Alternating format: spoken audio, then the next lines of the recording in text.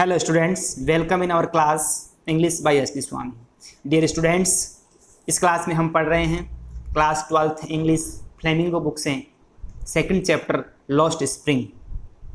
Lost spring का इस class में हम सेकंड पार्ट पढ़ेंगे क्योंकि फर्स्ट पार्ट हम पहले वाली क्लास में पढ़ चुके हैं। इसलिए यदि आप इस चैनल पर पहली बार आए हैं तो आप इसे सब्सक्राइब कर लें ताकि आगे आने वाली वीडियोज़ की नोटिफिकेशन भी आपको मिलती रहेगी। आइए पढ़ते हैं। हमने कल फर्स्ट पार्ट में पढ़ा था रेग पिकिंग करने वाले बच्चों के बारे में। लेखिका बताती है कि हमारे पड़ोस में कुछ ऐसे बच्चे हैं जो कचरा बीनते रहते हैं। फिर उसमें साहिब आलम की कहानी पढ़ते हैं। फिर उसके बाद नंगे पैर घूमने वाले बच्चों के बारे में लेखिका बताती है। फिर लेखिका सीमापुरी जो दिल्ली के पास का जो एरिया है, झुग्गी झोपड़ियों वाली बस्ती है, उसके बारे में बताती है। और फिर अंत में साहिब आलम अब रेग पिकिंग छोड़ देता है और एक चाय की थड़ी पर काम करने लग जाता है, जिसे वहाँ पर 800 रुपये पर मंथ मिलते हैं और पूरे वक्त का भोजन मिलता है। यहाँ तक हमने कल फर्स्ट पार्ट में पढ़ लिया था। आइए अब इस सेकंड पार्ट में हम बहुत ही इजी वे में लाइन टू लाइन एक्सप्लेन करते हुए बढ़ेंगे। तो आप इस वीडियो के साथ बने रहिए, वीडियो लास्ट तक देखें ताकि आपके ये सेकंड पार्ट पूरा क्लियर हो जाए। आइए इस चैप्टर का सेकंड पार्ट स्टार्ट करते हैं। I want to drive a car, मैं कार चलाना चाहता। Mukesh insist on being his own master, Mukesh स्वयं का मालिक बनने की बात पर जोर दे रहा है। इंसिस्ट यानी जोर देना। I will be A motor mechanic, मैं एक मोटर मैकेनिक बनूंगा। ही अनाउंसेज, वो घोषणा करता है। Do you know anything about cars, क्या तुम कारों के बारे में कुछ जानते हो? आई आस्क, मैंने पूछा। I will learn to drive a car, मैं कार चलाना सीख जाऊंगा। ही आंसर्स, वो उत्तर देता है। Looking straight into my eyes, मेरी आंखों में देखते हुए वो उत्तर देता है कि मैं कार चलाना सीख जाऊंगा। हिज ड्रीम्स लूम्स लाइक, उसके स्वप्न दिखाई देते हैं। लूम्स यानी दिखाई देना। लाइक ए मिराज, एक मृग मरीचिका की तरह है। मिराज होता है मृग मरीचिका। Amidst the dust of street that fill his town Firozabad, उसके कस्बे फिरोजाबाद की गलियां जो डस्ट यानी धूल से भरी होती है, उसमें उसका जो सपना है वो मृग मरीचिका की तरह दिखाई देता है। फेमस फॉर इट्स बैंगल्स, जो चूड़ियाँ बनाने के लिए प्रसिद्ध है। Every other family in Firozabad, प्रत्येक दूसरा परिवार फिरोजाबाद में, प्रत्येक दूसरा परिवार इज इंगेज्ड, व्यस्त है, इन मेकिंग बैंगल्स, चूड़ियाँ बनाने में व्यस्त है। It is the centre of India's glass blowing industry, ये भारत का कांच को आकार देने के उद्योग का केंद्र है। वेयर, जहाँ फैमिलीज हैव स्पेंट जनरेशंस, जहाँ परिवार है अपनी पीढ़ियाँ बिता देते हैं। जनरेशंस यानी पीढ़ियाँ।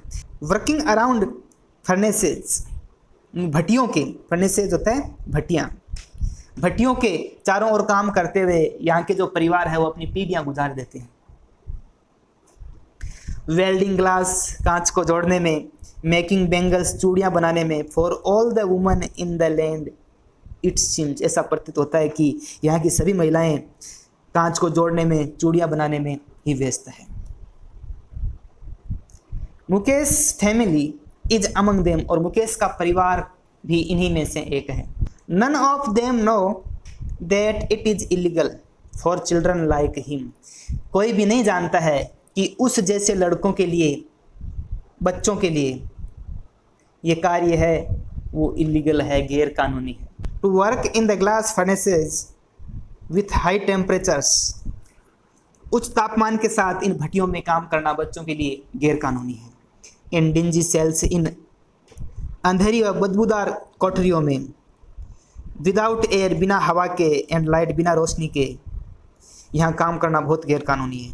That the law if enforced, यदि ये कानून लागू हो जाए, इन्फोर्स्ड यानी लागू कर देना, could get him and all those 20,000 children out of the hot furnaces, यदि ये कानून लागू हो जाए तो उसे तथा उन सभी 20,000 चिल्ड्रंस, बच्चों को गर्म भट्टियों से बाहर निकलवा सकता है। Where they slog their daylight hours, जहाँ जहां वे दिन का समय कड़ी मेहनत करते हुए गुजारते हैं।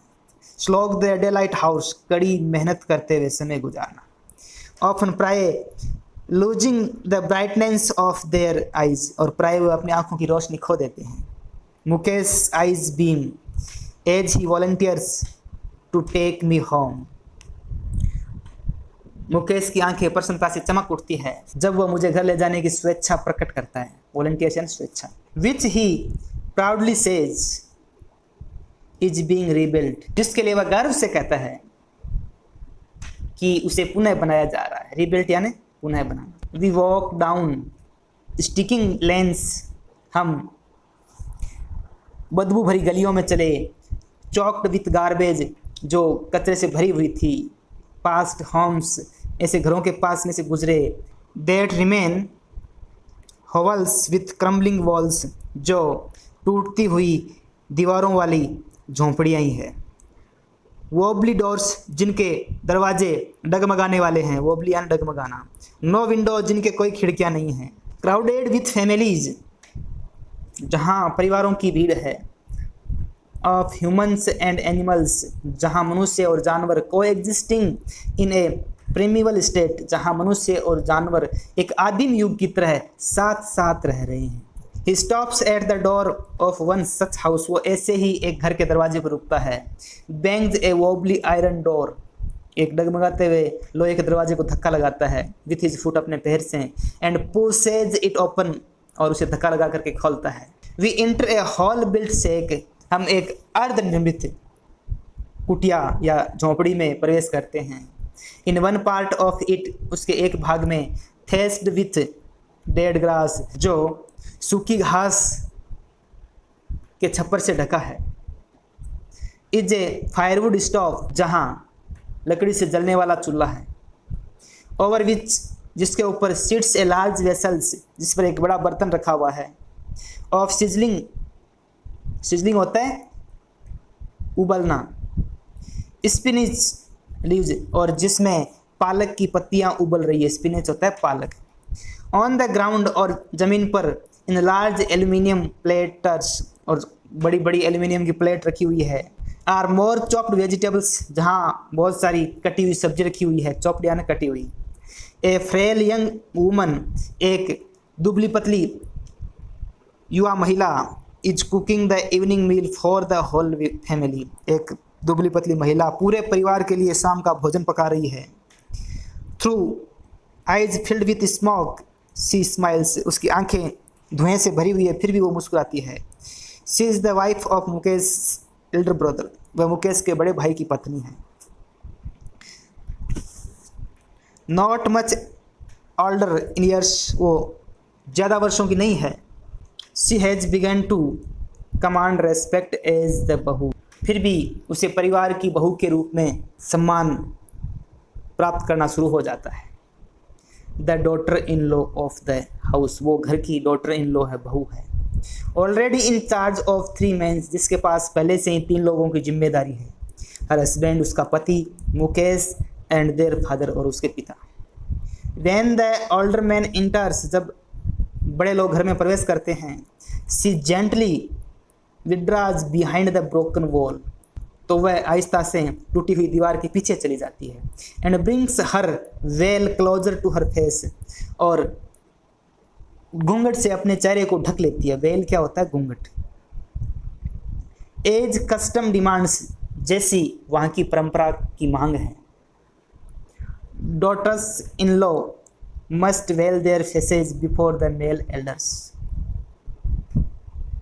बड़ी उम्र के पुरुषों के समक्ष बहुओं को अपने चेहरे ढकने होते हैं।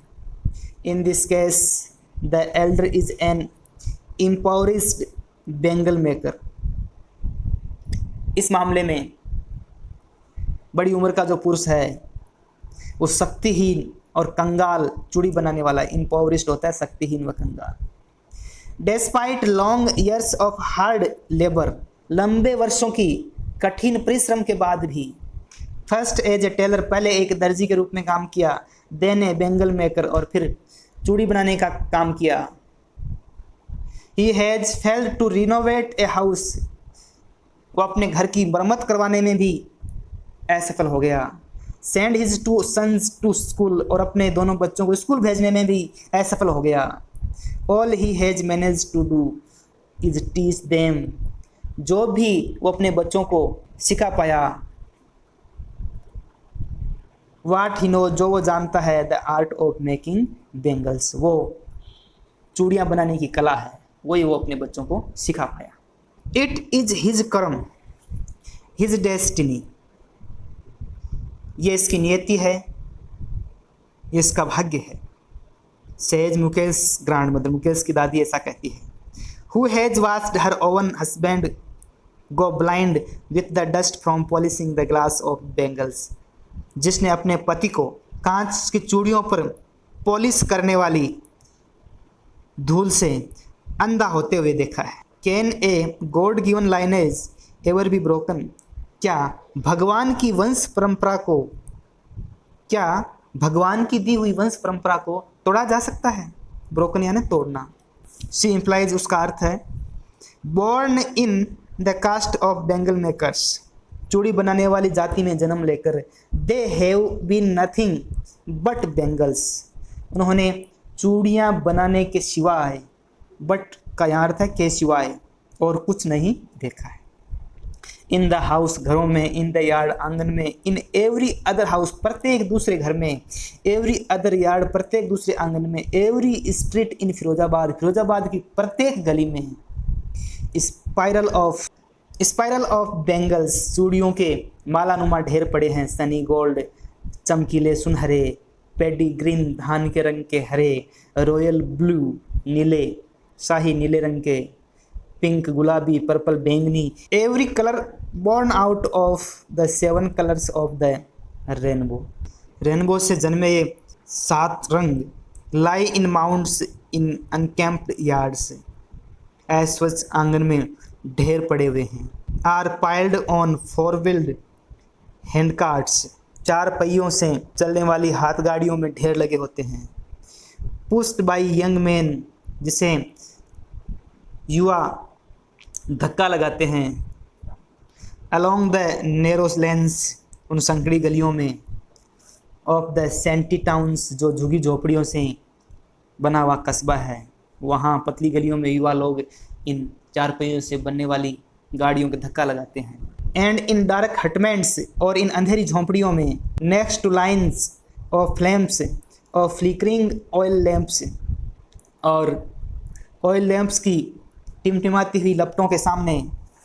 Seat boys and girls with their fathers and mothers, इन लैंप की टिमटिमाती हुई रोशनी के सामने बच्चे, लड़के और लड़कियां अपने माता पिता के साथ बैठे होते हैं। Welding pieces of coloured glass, रंगीन कांच के टुकड़ों को जोड़ते हैं। इनटू सर्कल्स ऑफ बेंगल्स, गोलाकार चूड़ियों बनाने के लिए।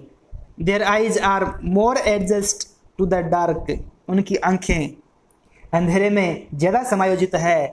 Then to the light outside, बाहर की रोशनी के बजाय उनकी आंखें अंधेरे में ज़्यादा समायोजित हो चुकी है। दैट इज़ वाई, इसलिए they often end of losing their eyesight before they become adult, इसलिए वे वयस्क होने से पूर्व ही अपनी आंखों की रोशनी को खो देते हैं। इस क्लास में इस चैप्टर को यहीं फिनिश करते हैं और अगला चैप्टर अगले पार्ट में पढ़ेंगे। आई होप जितना ये चैप्टर हमने पढ़ा है आपके समझ में आया होगा, तो आप इस वीडियो के लिंक को अपने दोस्तों के साथ शेयर करें। Thanks a lot for watching.